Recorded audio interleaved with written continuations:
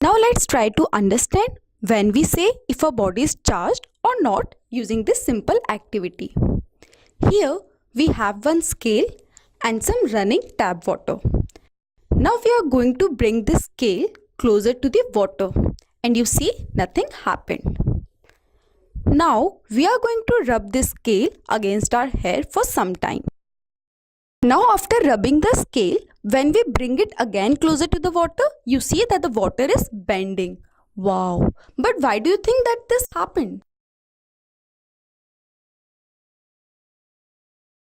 Now we will try to understand why the water was bending using this charge model.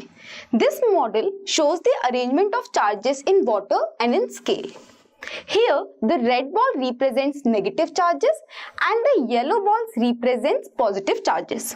Now if you see in the case of water, we have 3 red balls, that means negative charges, and 3 yellow balls, that means positive charges.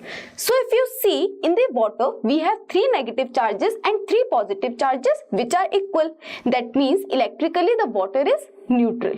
Now similarly in the case of scale, if you see, we have 3 red balls, that means 3 negative charges, and 3 yellow balls, that means 3 positive charges. So if you see as a whole, the scale is also neutral in nature, and we know that electrically neutral object does not repel or attract, and that's exactly what we have seen in our first case.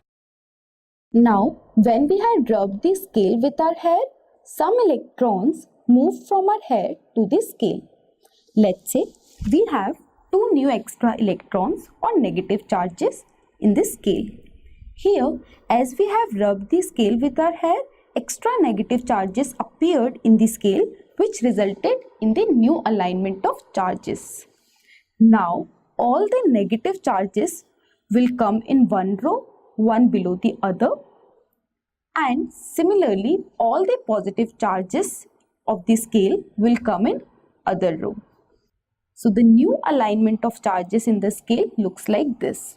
All the negative charges in one row and the positive charges in the other. Now here we have 5 negative charges and only 3 positive charges.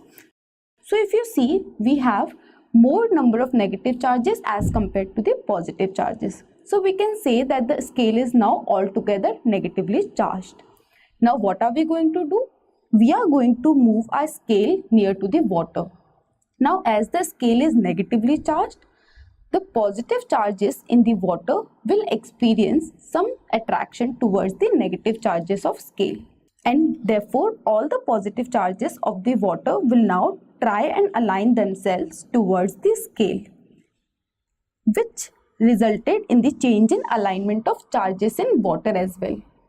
Now when I bring scale closer to the water, positive charges of the water will start moving towards the negative charge scale as a result of attraction. And this is the main reason why we were able to see the water bending. Alright.